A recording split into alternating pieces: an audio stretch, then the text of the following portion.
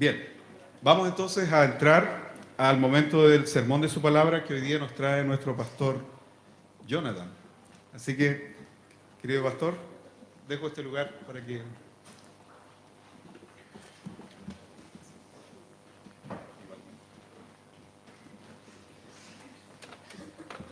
Buenas tardes, queridos hermanos.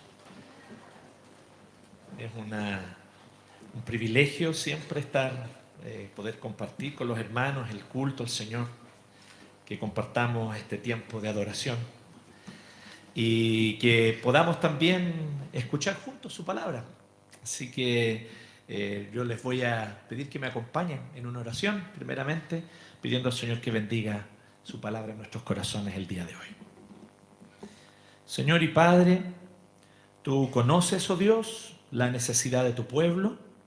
Tú eres, oh Dios, quien apacienta a las ovejas, que somos cada uno de nosotros. Y necesitamos, oh Dios, del buen pasto que tú nos das.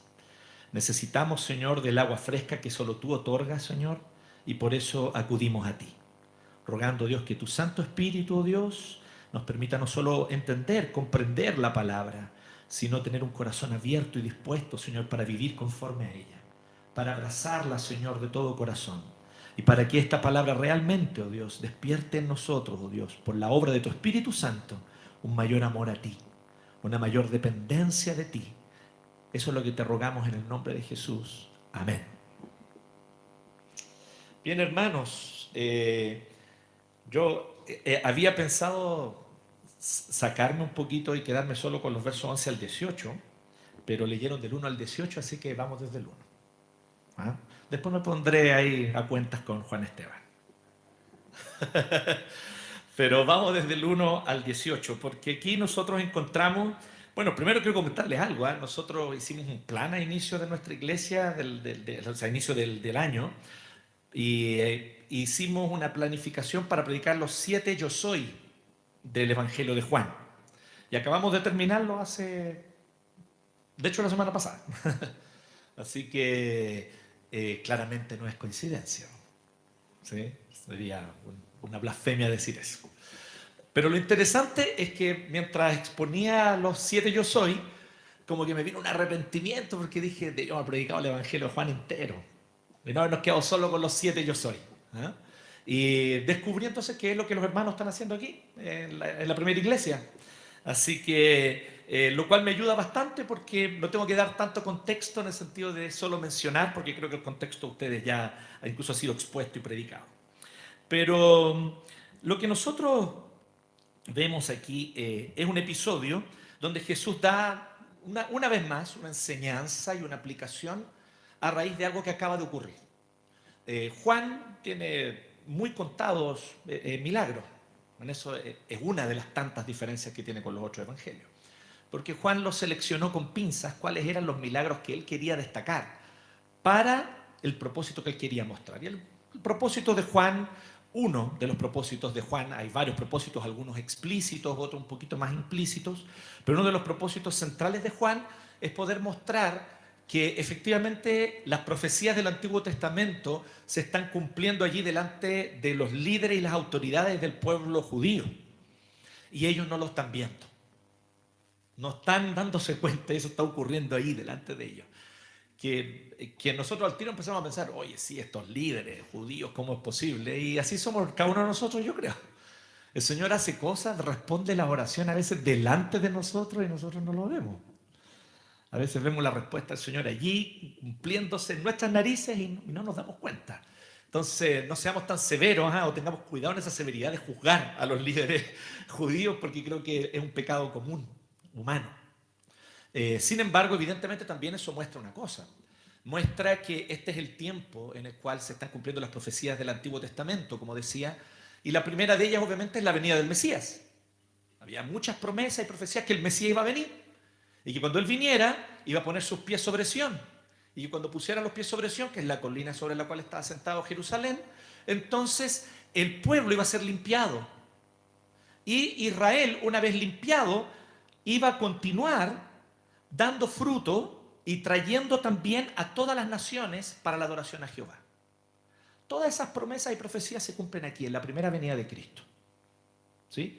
No tenemos que estar mirando esas profecías del Antiguo Testamento esperando que se cumplan porque ya se cumplieron. Esa parte de la profecía ya se cumplió. Y eso es lo que Juan está queriendo mostrar, que aquí efectivamente delante de ellos está ocurriendo el cumplimiento de esa profecía.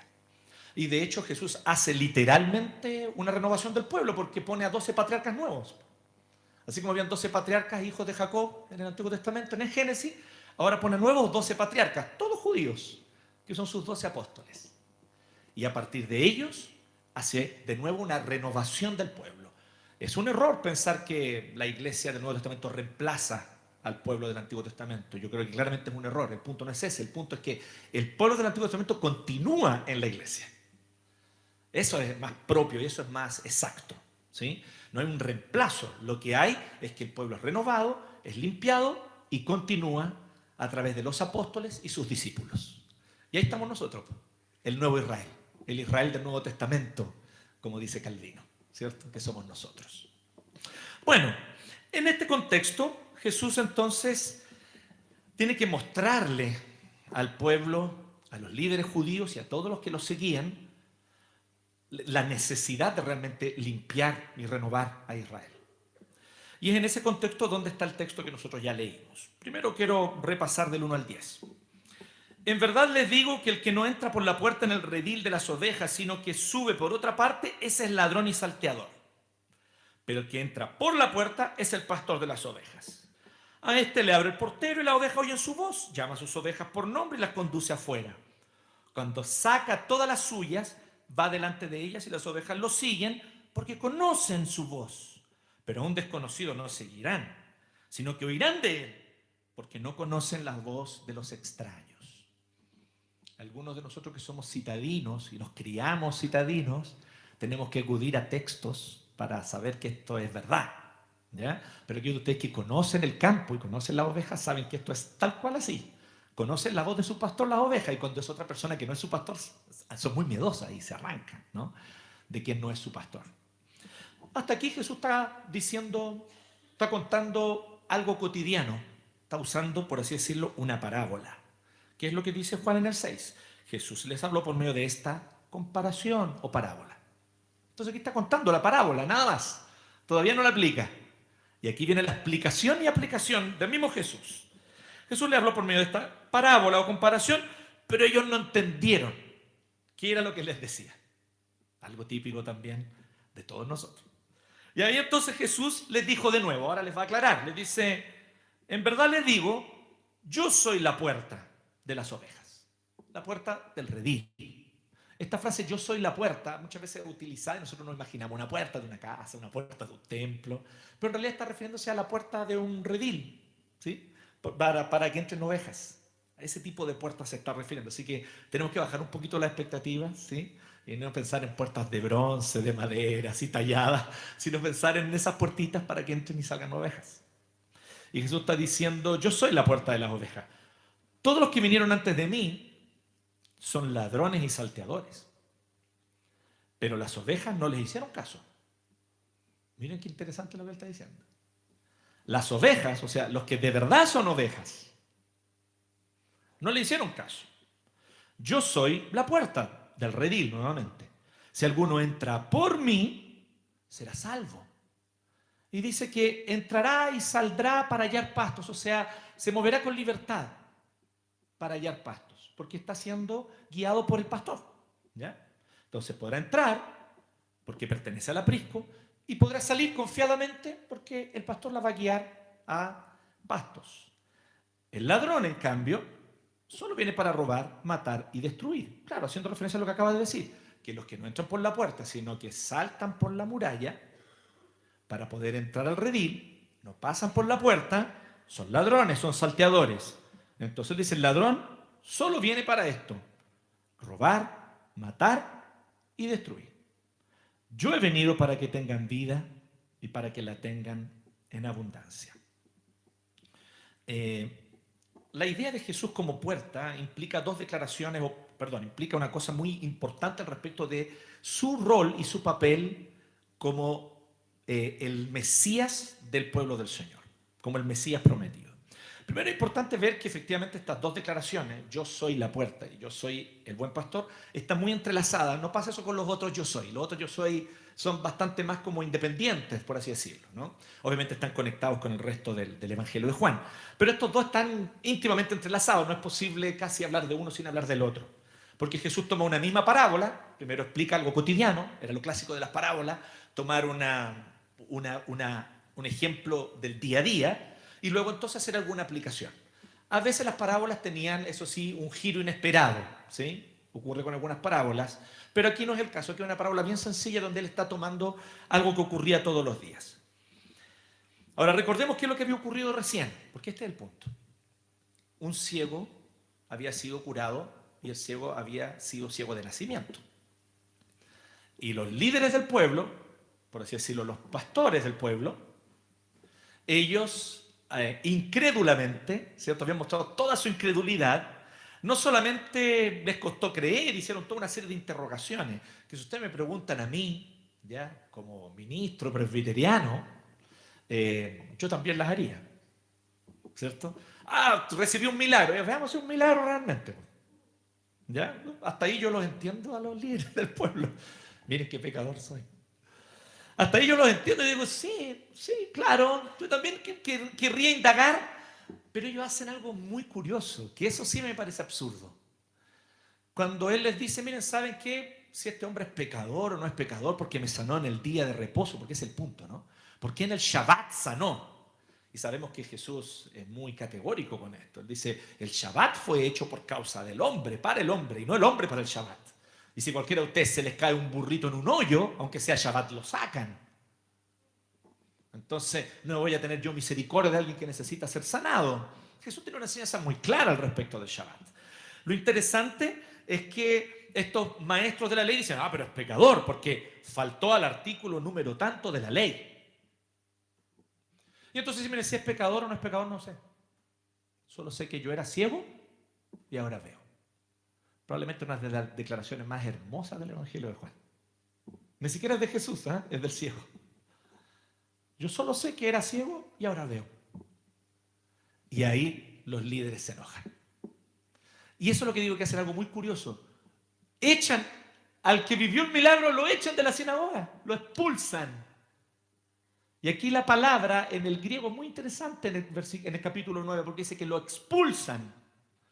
No es cualquier palabra, no es simplemente lo sacan o lo hacen salir, no, lo expulsan a la fuerza. Y esa es la misma palabra que usa Jesús aquí, cuando él dice en el verso 9, que yo soy la puerta y si alguno entonces entra por mí, será salvo y entrará y saldrá. Jesús usa la misma palabra griega. ¿Sí? Aunque lo expulsen, hallará pastos porque está con el pastor. Es muy interesante la idea. La idea es que lo echan de la sinagoga, pero no lo echan del reino. ¿Sí? Es parecido a lo que le pasó a Lutero, ¿no? Le hicieron un decreto, ¿no? Porque esto es muy importante que usted lo sepa. Lutero no se fue de la Iglesia Católica. Lutero no dividió la Iglesia Católica. A Lutero lo echaron con un documento oficial. Le dijeron, váyase, usted y todos los que predican lo que usted dice. Lutero no se fue a formar otra iglesia. A Lutero lo echaron. Ese es el origen de los protestantes. Nosotros no hubiésemos quedado para reformarla, pero no nos dejaron. Así que nos echaron. ¿Entiendes? Tal vez la primera estaría ahí en la Plaza de Armas, a lo mejor idea.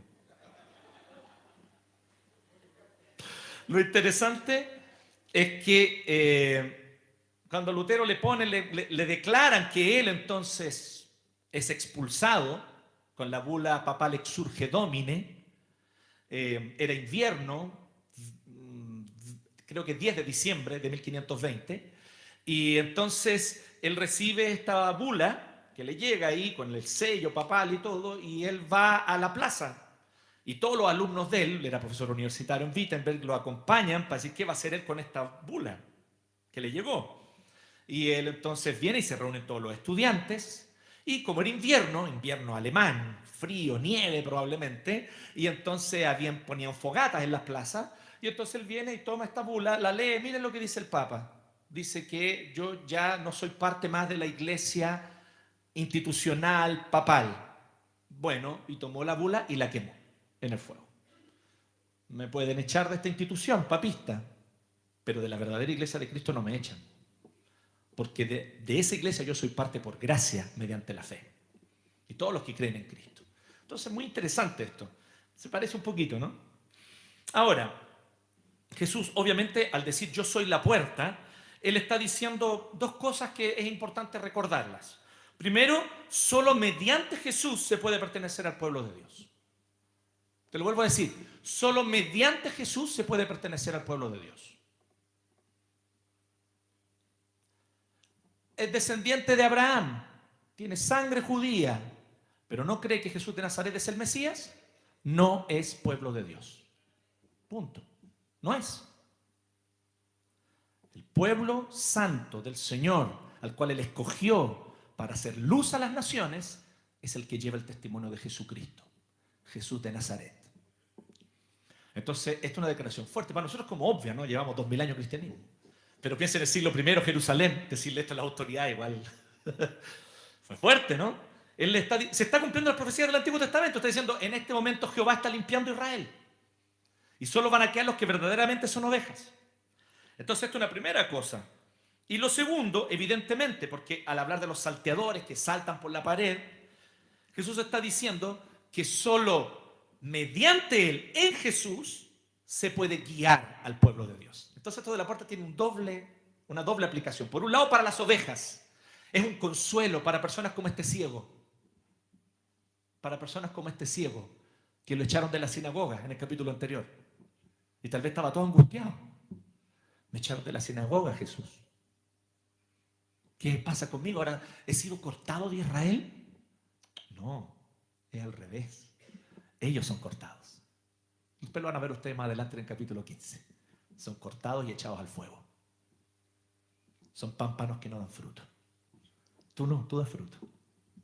Y a los que dan fruto, el Señor los limpia para que den más fruto. Entonces, un consuelo para personas como este ciego.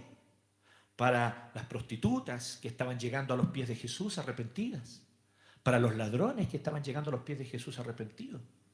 Para los celotes y bandidos que eran los revolucionarios, guerrilleros, que hacían atentados contra el Imperio Romano y que se convertían. Uno de los discípulos, de hecho, era celote. El grupo celote era un grupo extremista que realizaba atentados contra el Imperio Romano y se arrepienten y vienen a Jesús. Y los cobradores de impuestos que trabajaban para el imperio cobrando impuestos. Y también Jesús tenía uno de esos entre sus discípulos. Y eran hermanos, amigos, se amaban, caminaban juntos. ¿No les parece interesante eso? El reino funciona con otra lógica, bajo otros valores. Es lo que Cristo hace. Entonces le está diciendo primero, yo soy la puerta del redil. ¿Creyeron en mí? Ustedes son verdaderas ovejas. Pero también está diciendo, si alguien quiere ser líder del pueblo, pastorear al pueblo, enseñarle al pueblo, tiene que pasar por mí. En pocas palabras, no puede ser un presbítero, apliquémoslo para nosotros hoy día, no puede ser un pastor, no puede ser un predicador, alguien que no anuncia claramente que Jesucristo es el único y suficiente Salvador. Está de moda hoy día en algunos círculos cristianos decir, no, es que hay hartos caminos, hay varios caminos. Ahí cada uno escoge, pero ahí Dios es misericordioso. ¿Sí? Personas que niegan doctrinas claras de la palabra, ¿no? No creo que Dios haga un infierno. No, pero ¿cómo Dios va a hacer el infierno? La Biblia dice claramente que así es. Que Dios es un Dios justo y que hay un juicio eterno a todos aquellos que no creen. Y que de repente por aguar el mensaje, ¿sí? Entonces lo que hacen es perder la esencia. Una cosa es que yo quiera comunicar para que mi audiencia me entienda más claramente el mensaje, pero otra cosa es aguar el mensaje y el mensaje pierde su eficacia. Entonces hay muchos hoy día haciendo eso. No proclaman que Jesucristo es el único Señor y Salvador, no proclaman que solo en Jesucristo hay salvación. Y por lo tanto, lo que está ocurriendo en esos contextos es que evidentemente el Evangelio se pierde y las personas, que es lo más triste, se pierden. Así que no importa cuánto conocimiento teológico pueda tener un líder, cuánta retórica, cuánta pedagogía, no importa si tiene gran capacidad de liderazgo, si maneja las mejores técnicas de crecimiento, o si es alguien experto en administración o marketing, si el centro, fundamento y el fin del ministerio de alguien no es Jesús de Nazaret, el Cristo, entonces esa persona no puede ser un líder de la iglesia. Es un ladrón, es un salteador. ¿Sí? Hay que pasar por el radil. ¿Sí? Eso es lo que está diciendo Jesús. Bien, esto con respecto a la puerta. Pero yo quisiera que enfoquemos más en la otra declaración. No porque la otra sea más importante, sino porque venía más preparado para esa. Es la verdad. Yo soy el buen pastor. Desde el verso 11. Yo soy el buen pastor. Y el buen pastor da su vida por las ovejas. Pero el que es un asalariado y no un pastor, que no es el dueño de las ovejas, ve venir al lobo, abandona la oveja y huye. Entonces el lobo las arrebata y las dispersa. El asalariado huye porque solo trabaja por el pago y no le importan las ovejas. Yo soy el buen pastor y conozco mis ovejas. Y ellas me conocen. Al igual que el Padre me conoce, yo conozco al Padre y doy mi vida por las ovejas. Tengo otras ovejas que no son de este redil. Miren qué interesante. Lea el versículo 16, ¿o no? Usted puede ir y mostrarle eso a sus amigos y decirle, ¿sabe que yo aparezco en la Biblia? ¿Tú apareces? Sí, yo aparezco. Mira aquí. Juan 10, 16. ¿Sí? Tengo otras ovejas que no son de este redil. Ese es mi caso. ¿Sí? No es el caso de todos aquí, pero creo que de la mayoría. No tengo ascendencia judía. No que yo sepa, por lo menos. Sin embargo, no siendo de ese redil, el Señor me incorporó a este redil. Somos un solo rebaño ahora, un solo pastor. Así que a estas también yo debo traer y oirán mi voz y serán un rebaño con un solo pastor. Por eso el Padre me ama, porque yo doy mi vida para tomarla de nuevo. Nadie me la quita, sino que yo la doy de mi propia voluntad. Tengo autoridad para darla y tengo autoridad para tomarla de nuevo. Este mandamiento recibí de mi Padre. Claramente faltaban buenos pastores en Israel. ¿Sí? Porque una cosa es indagar, ok, ya, ¿el milagro es verdad o no es verdad? Que vuelvo a decir, eso hasta lo puedo entender. Perdóneme mi racionalismo presbiteriano, pero hasta ahí lo puedo entender. Pero echar al tipo que vivió el milagro, es una alegría que haya habido un milagro, ¿no? Era ciego y ahora ve. ¿Cierto? Ahí me llama la atención nosotros. ¿Cuántas veces oramos por milagros y el Señor los hace? Y después decimos, no, es que el tratamiento en realidad... En este caso funcionó súper bien. ¿Sí o no? Nos parecemos a esa joven del libro de Hechos. ¿Conocen ese episodio? Que estaban todos los discípulos orando para que el Señor liberara a Pedro de la cárcel. Y ella fue a atender la puerta y miró por la puertecita así chiquitita de la puerta, miró y vio que Pedro estaba afuera. El Señor había liberado a Pedro de la cárcel, milagrosamente. Y ella se devuelve a decirle a los demás, oye, Pedro está afuera. Y ellos estaban, mira, dice la Biblia, que estaban orando por la liberación de Pedro en ese momento. Ese detalle es muy importante. Estaban orando por eso. Pedro está afuera. Ese detalle es muy importante. Estaban orando por eso. Pedro está afuera. No, no puede ser, le dice. La Biblia tiene unos episodios que son chistosos, ¿no?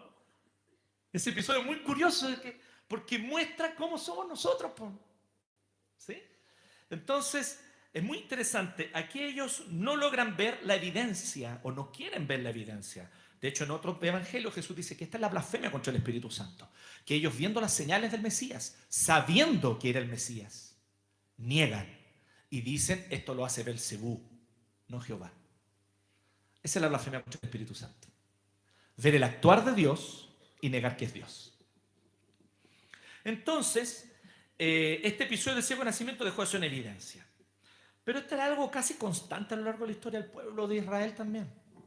¿Cuántos reyes? Porque todo este concepto de pastores en el Antiguo Testamento no es el concepto que tenemos hoy día. ¿Ya? Prefiero 1000 veces el de hoy día. ¿Ya? Porque es más sencillo. El pastor es el que tiene la labor, ¿cierto?, de guiar al pueblo con la enseñanza de la palabra. De guiar a la iglesia con la enseñanza de la palabra. Buscar aplicarla a la vida personal de los hermanos a través de la consejería, la visitación y de manera pública en la predicación y en la enseñanza pública. Y eso es todo, no me pidan nomás, pues eso es. No le pidan más tampoco al pastor Rodrigo. ¿Ya? Eso es. Ahora, ¿qué eran los pastores del Antiguo Testamento? Eran los líderes políticos del pueblo. debían tomar las decisiones. Por ejemplo, los reyes o los jueces antes de los reyes. O Moisés, que literalmente es llamado por el Señor, y el Señor le dice, para que apaciente a Israel en el desierto, haciendo referencia al oficio al cual ya Moisés trabajaba antes de que Dios lo llamara a la zarza ardiente. Perdón, cuando lo llamó la zarza ardiente, de hecho, estaba trabajando en eso. Moisés era un pastor, literal, de ovejas. Entonces, la palabra pastor en el Antiguo Testamento tiene una connotación un poco más amplia, ¿sí? Entonces, evidentemente nosotros vemos que hubo líderes y reyes, muchos, idólatras en el Antiguo Testamento. Que dice la palabra del Señor, lo dice así explícitamente, que desviaban el pueblo y desviaban el corazón del pueblo a la idolatría. Pero hubo otros que fueron fieles y que por su obediencia a la ley, de alguna manera pastorearon a Israel. Bueno, ¿cómo nos vamos a mencionar a David? Que era el rey pastor. También al igual que Moisés. Tenía el mismo oficio, pastoreaba ovejas, cuando el Señor lo ungió, ¿sí? Y después a él le tocó pastorear al pueblo de Israel como rey. Bueno, pero la tónica parece ser que la mayoría de los pastores de Israel fueron más bien malos pastores. No buen pastor como Jesús. Malos pastores, antepastores como los maestros de la ley y fariseos del tiempo de Jesús.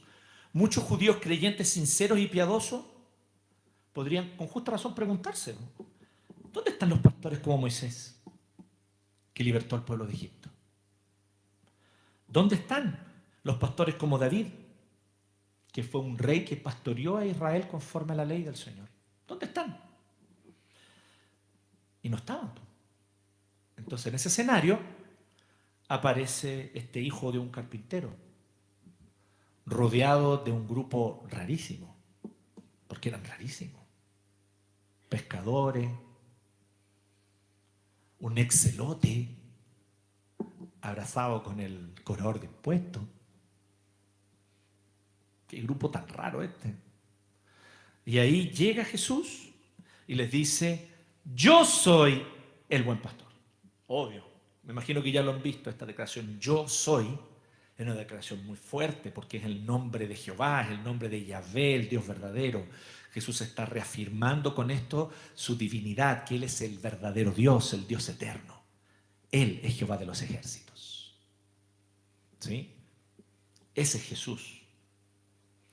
Y Él dice, yo soy el buen pastor. Pero aquí donde yo le quiero, como pastor incluso dedicado a ese oficio, ya es una coincidencia, como les decía, de nombres nomás, pero nada más. Porque yo le quiero enfatizar que Jesús es un pastor único. De hecho, es el único que puede decir con propiedad, yo soy el buen pastor. Ningún otro pastor podemos decir eso. Sería una blasfemia. Él es el único que puede decir eso. Entonces dice, yo soy el buen pastor. Miren qué características únicas Él tiene. Primero, lo más obvio, da su vida para salvar a las ovejas. Yo soy el buen pastor da su vida por las ovejas, pero que es un asalariado y no un pastor, que no es el dueño de las ovejas, ve venir al lobo, abandona las ovejas y huye, entonces el lobo las arrebata y las dispersa. El asalariado huye porque solo trabaja por el pago y no le importan las ovejas. La idea es muy interesante porque Jesús no está reprochando al asalariado por comportarse como un asalariado. Somos nosotros los que leemos así. Jesús no está haciendo ningún reproche, está describiendo, está haciendo una descripción bien objetiva. ¿Se fijaron en eso, no? Jesús no está diciendo, y ese asalariado, Barça. No. Él no está diciendo, oye, este asalariado que es un relajado. No. Está diciendo, el asalariado está cumpliendo su parte. De hecho, es interesante esto. En el siglo I, en el contexto judío, entre todas esas otras como leyes anexas que había una ley con respecto a los que trabajaban como pastores. ¿Qué pasaba si venían lobos? ¿Sí? O si venían animales salvajes para amenazar a las ovejas. Y es muy interesante esto. Si es que un pastor contratado, no el dueño, contratado como tal, decía esta ley del siglo I, de este contexto. Si un pastor que cuidaba las ovejas, venía un lobo o un animal salvaje contra las ovejas, él tenía el deber de defender a las ovejas. Si él salía arrancando, entonces él tenía que indemnizar por las ovejas perdidas. ¿Sí? Pero si eran dos lobos, ahí tenía derecho a arrancarse. Interesante, ¿no? Sin necesidad de indemnizar. O sea, se entendía que había una limitación. O sea, ¿cierto? Era algo razonable. ¿Ah? Jesús no es que esté haciendo un reproche, porque además Él está diciendo algo, y cuando le digo que es único, Él quiere decir único, único, así, único con mayúscula. Porque Jesús está diciendo algo que es sumamente curioso y que para una comunidad y una cultura que tenía ovejas y que para ellos era normal, ellos lo entendieron súper bien. El problema son personas como yo, los citadinos, que no sé si es el caso de todos aquí, creo que varios de ustedes conocen la vida de campo, así que tal vez no les extraña esto. Pero para los citadinos nos llama la atención, pero en realidad lo que Jesús está diciendo es algo muy curioso. Porque es obvio, piénsenlo conmigo, que si el pastor da su vida, muere defendiendo a las ovejas se van a dispersar. ¿No les parece que es así? El pastor está en el campo. Viene un lobo, un animal salvaje, el que sea, y el pastor entonces defiende a la oveja y muere defendiéndolas. ¿Qué va a pasar con las ovejas? Van a quedar a merced de los animales y se van a dispersar. Pero con Jesús no pasa eso. ¿Se fijan que es único? Va hasta contra la ley de la naturaleza. Él dice, en mi caso, si yo doy mi vida, las ovejas se salvan. ¡Wow! Esto era extrañísimo. Pero eso es lo que él está diciendo. En mi caso, si yo doy mi vida, se salvan. Porque la amenaza no son lobos. La verdadera amenaza de estas ovejas no son animales salvajes. La verdadera amenaza de estas ovejas es una eternidad en la condenación. Porque se han desviado de su Señor. Porque se han apartado. Porque han pecado. Y por lo tanto son merecedoras de condenación. Pero este pastor da su vida y de esta manera salva a las ovejas. Porque el problema de estas ovejas no son los animales salvajes. El problema de estas ovejas es su condenación. La condenación justa que merecen por su pecado. Entonces se entrelazan literariamente para Jesús los conceptos.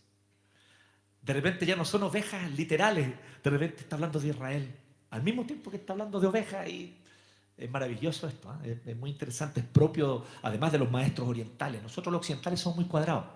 Ya, pero a ver, pastor, ¿está hablando de ovejas literales o está hablando de Israel? Es una pregunta muy occidental. En la lógica oriental no existe eso. Se entremezclan los conceptos. Entonces está diciendo, en mi caso, si yo doy mi vida, salvo a las ovejas. Es único. Él es el sacrificio que permite la salvación de las ovejas. Luego, 14 y 15. Yo soy el buen pastor y conozco mis ovejas y ellas me conocen. Al igual que el Padre me conoce y yo conozco al Padre y doy mi vida por las ovejas. Segunda característica muy interesante. Él tiene un amor íntimo y profundo por sus ovejas, como un padre por sus hijos. Y esto es bastante curioso, porque un dueño de ovejas, por muy dueño que sea, ¿cierto? Él tiene ovejas con un propósito económico, comercial, ¿cierto? De hecho, no le conviene mucho amar tanto a las ovejas. A los que se criaron en el campo, tal vez les enseñaron de chiquitito a no encariñarse con los animales, porque el día de mañana van a hacer cazuela. Entonces, y le ponen nombre al pollito. No le ponga nombre al pollito. Va a crecer un poquito, va a engordar y va a estar ahí en la cazuela mañana, así que no se encariñe tanto, ¿cierto? Aunque sea el dueño. ¿Sí? Él no tiene ovejas porque, quiero que sea adoptar ovejas. Ese concepto de adoptar animalitos es totalmente posmoderno, digamos, ¿no? En este tiempo era impensado. ¿Sí? Entonces él está diciendo que tiene un amor íntimo y profundo por sus ovejas. De nuevo es único.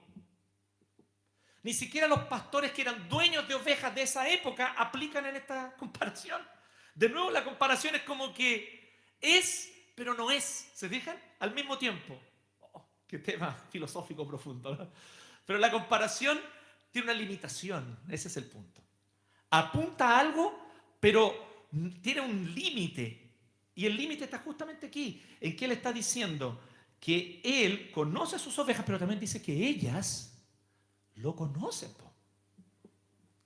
Y no es que las ovejas amen profundamente a sus pastores que las cuiden.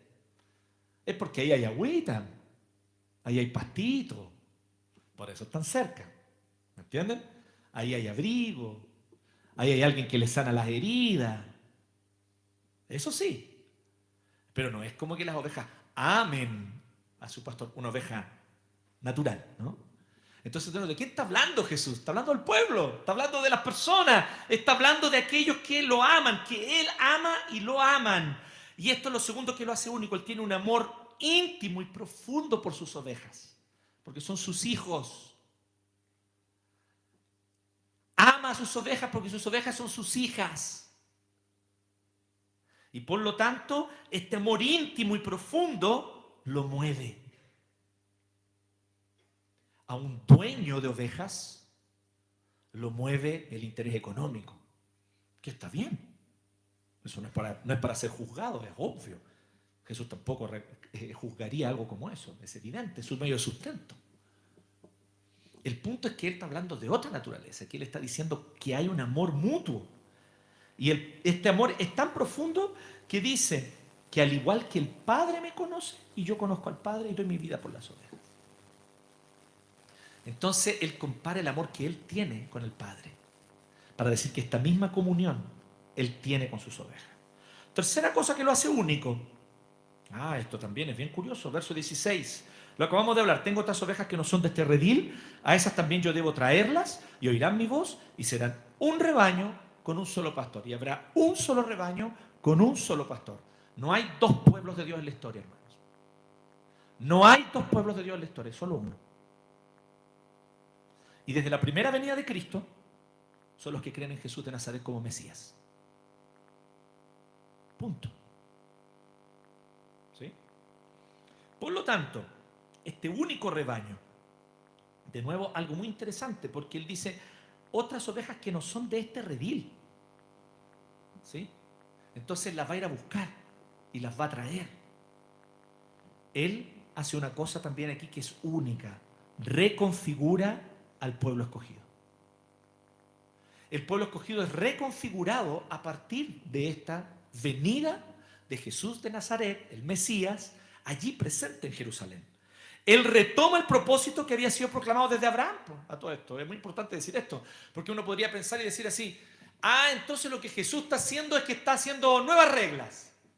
Él va a decir así, ahora hay ovejas que no son judías, y esas ovejas que son mezcla de huilliche con español, o de aymara con español, como en mi caso. Esas ovejas las tiene que ir a buscar y las va a traer. ¿Sí? Porque cambió el plan. Querido, no cambió el plan. Se lo voy a decir, no cambió el plan. Lo que Jesús está haciendo es retomando el plan inicial. Cuando Dios escogió a Abraham, ¿qué le dijo? ¿Para qué lo escogió? Para que en él fuesen benditas, ¿quiénes? Todas las familias de la tierra. Siempre el propósito de Dios fue configurar un pueblo escogido de varias naciones, de toda lengua, tribu y nación. Él es el redentor de todos los pueblos. Y por lo tanto, Él retoma este propósito que había sido proclamado desde Abraham y que Israel había descuidado. Primero, Israel se mimetiza con los pueblos paganos. Adora a los mismos dioses. Y entonces el Señor se queja en el Antiguo Testamento a través de uno de sus profetas diciéndole, mi nombre es blasfemado entre las naciones por culpa de ustedes. Cuando justamente el propósito del Señor era que a través de este pueblo los otros pudiesen conocer a Jehová. Ellos debían ser una luz a las naciones. Frase no del Nuevo Testamento, del Antiguo. Ese era el propósito. Ya, entonces primero por ahí se pierden. Pero después pasan 70 años en Babilonia, disciplina severa, el Señor los vuelve a traer de vuelta, ellos se arrepienten, reconstruyen el templo y ahora se van para el otro extremo y se encierran entre ellos. Solo nosotros somos escogidos.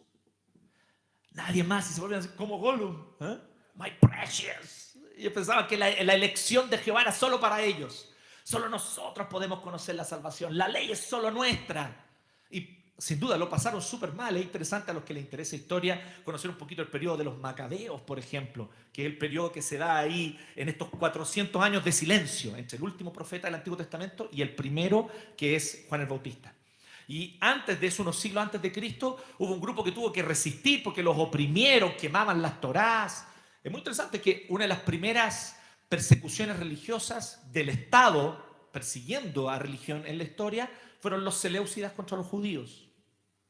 ¿Ya? Entonces, que los perseguían no les permitían a ellos tener la Torá. Fue terrible. Y por eso ellos tuvieron que protegerse. Podemos entender eso. Pero en este afán de protegerse, de nuevo perdieron la misión. Al inicio mimetizándose con los pueblos y después al otro extremo, aislándose de los pueblos. Y en eso estaban cuando Jesús aparece en la escena. Entonces Jesús les dice, hay que retomar el propósito. En la simiente de Abraham serán benditas todas las familias de la tierra. Así que yo soy el buen pastor, que retoma el propósito que desde el inicio Jehová tuvo al conformar este pueblo. Nombra 12 patriarcas nuevos y reset. Hay que reiniciar. ¿Ah? ¿Cuál era el código del reinicio? Ya no me acuerdo. En los PC antiguos no me acuerdo. Hay un código para reiniciar, ¿no? Bien, pero ese código aprieta Jesús. Finalmente, Él es único, y esto sí que es único, no me pueden negar que esto es único. ¿Qué dice el 17 al 18? Por eso el Padre me ama, porque yo doy mi vida para tomarla de nuevo. Nadie me la quita, sino que yo la doy de mi propia voluntad. Tengo autoridad para darla y tengo autoridad para tomarla de nuevo. Este mandamiento recibí de mi Padre. Da su vida para volver a tomarla. Nadie puede hacer eso. Nadie puede hacer eso. Nadie. Solo Él. Solo Jesús de Nazaret. Porque Él es el Cristo. Porque Él es verdadero Dios. Y es verdadero hombre. Siendo Dios y hombre, tiene autoridad para entregar su vida y para volverla a tomar. Resucita con poder. Y aquí Él ya anuncia su resurrección. Es interesante cuando uno lee los evangelios que los mismos discípulos no entendían bien esto de la resurrección hasta que ocurrió. ¿Sí? Incluso cuando ocurrió tampoco la entendían mucho. Se les aparecía Jesús y no lo reconocían. ¿Sí? Interesante, ¿no? Entonces, pero esto es lo más rompedor de todo, rompe todos nuestros esquemas. Porque evidentemente esto es único. Y por lo tanto, al mostrar su poder sobre la muerte, Él muestra también que las ovejas no tienen por qué temer. Es maravilloso, es glorioso el anuncio de la resurrección, ¿no les parece a ustedes? Es gloriosa la esperanza de la resurrección porque, mire, cuando a uno le dicen así, te ponen una esperanza y te dicen, hermano, no se preocupe, si ya se va a sanar de eso. El Señor lo va a bendecir, se va a sanar. Es una esperanza válida, no estoy diciendo que sea malo, pero ¿y si no se sana? Mira, ¿sabes qué? No te preocupes por esto, no te alarmes, que ya va a pasar, ya vas a encontrar trabajo. ¿Y si no lo encuentro?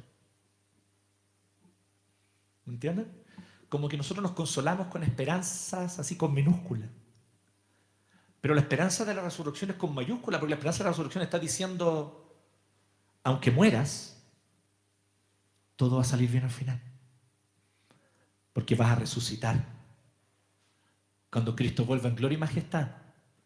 Cuando los cielos se rasguen como una cortina y todo ojo vea al Hijo del Hombre volviendo en gloria y majestad, los muertos en Cristo resucitarán primero. Y estaremos con Él eternamente en una nueva creación, nuevos cielos y nueva tierra donde mora la justicia. Entonces es una esperanza gloriosa. Porque es como una esperanza que te quita el último y el más terrible de los miedos, el miedo a la muerte. Te dice, no temas, aunque mueras, vivirás. Primero, porque evidentemente en espíritu pasamos a estar en la presencia de Cristo, lo cual es muchísimo mejor, dice Pablo. Pero ahí no es el fin de la gloria, si la gloria es más gloriosa todavía. Cristo vuelve, nos resucita y con cuerpo y alma habitamos una nueva creación sin pecado. ¿Qué tal esa esperanza? Gloriosa, ¿no? Entonces, con esa esperanza delante, uno le pone el pecho a las balas. ¿Cierto? Es como que se acaba el miedo si uno realmente está enfocado y claro con este glorioso anuncio. Y eso es lo que Jesús dice. Jesús anuncia la gloria de su resurrección. Así que juntando todos estos elementos que hacen único a Jesús como el pastor de Israel, ¿qué encontramos? Primero, Él es el sacrificio para nuestra salvación. Da su vida para salvar. Qué curioso, ¿no? Da su vida y dando su vida salva a las ovejas. Segundo, lo que lo mueve es el amor. Quisiera decir una cosita aquí muy breve. Que de repente, en nuestro afán por una doctrina correcta en términos humanos, le pasa esto harto a los calvinistas, nos pasa a los calvinistas, de repente perdemos de foco algunas cosas que son claramente bíblicas. Entonces, no, es que Jesús dio su vida y salva a su pueblo porque ama la gloria de Dios, no porque nos ama a nosotros. En la Biblia son las dos cosas. Y explícitamente, ¿no? Sí, es porque ama la gloria del Padre, sin duda alguna. Hay un problema cósmico, no menor, con el pecado y la caída. Daña, opaca, afecta la gloriosa creación de Dios y el glorioso plan de Dios. Y claro, la gloria de Dios es restaurada con la muerte y resurrección de Cristo, sin duda alguna. Pero también, y explícitamente la Biblia lo dice, que por amor a nosotros, Cristo da su vida. Yo doy mi vida por mis amigos, dice. Nadie tiene mayor amor que este. El que da su vida por sus amigos. Y yo doy mi vida por ustedes, les dice a los discípulos. Entonces, porque nos ama. También es porque nos ama, así que no tenga miedo. Y no se deje llevar por teologillos, pencas de Facebook. Usted guíese por la palabra, que le está diciendo claramente que sí, Jesús te amó. Te conoció con nombre y apellido y te amó. Desde antes de la fundación del mundo. Sabía que ibas a estar perdido sin Él. Y Él no quiso eso para ti. No te quiso perdido. Te amó. Un amor profundo e íntimo. En tercer lugar, esta reconfiguración del pueblo configura un solo rebaño. Un solo rebaño. Con un solo pastor, que es Cristo. Y estamos nosotros bajo Él. Y finalmente la resurrección. Él resucita con poder. Entonces, todos estos elementos que hacen único a Jesús como el pastor de Israel, ¿qué es lo que nos muestran? En una palabra, el Evangelio. Clarito. El Evangelio. La buena noticia de que Dios, por amor, en el tiempo designado para ello, irrumpió en la historia humana para pagar el precio de sangre por los pecados de su pueblo. Resucitó con poder, inaugurando en su propio cuerpo una nueva creación. Y ahora, mediante un Israel renovado, que somos nosotros, la iglesia de Cristo, compuesto por personas de toda lengua, tribu y etnia, se encuentra extendiendo por toda la creación el glorioso anuncio de esto mismo, de que Jesús de Nazaret es el Cristo, el Hijo del Dios viviente, nuestro Dios, nuestro Señor y nuestro Salvador. Oremos. Gracias te damos, Señor, porque tú nos animas, Señor, porque tú nos consuelas, Señor, porque tu gracia y tu misericordia se muestran mucho más potentes, Señor, de lo que podemos imaginar, y porque tu amor es más profundo de lo que podemos imaginar. ¿Dónde vamos a hallar un amor como este? ¿Quién podría amarnos como nos amas tú? Que conociéndonos y conociendo, Señor, cuán lejos está nuestro corazón de ti, cuánta ingratitud hay en nosotros, sin embargo, Señor, nos amaste con amor eterno y nos atrajiste hacia ti. Gracias, Señor. Gracias, Jesús, porque tú eres, y no hay otro, tú eres el buen pastor. Y nuestras manos, y nuestra vida descansa en tus manos. Gracias, Señor, porque ciertamente tú nos cuidas, nos apacientas, nos alimentas y nos sustentas. De ti dependemos, Señor. A ti acudimos y solo a ti clamamos, oh Dios, con un corazón desesperado, pero también gozoso. Sálvanos, Jesús. Líbranos. Protégenos. Guíanos, oh Señor. Dependemos solo de ti, Jesucristo. En tu nombre oramos. Amén.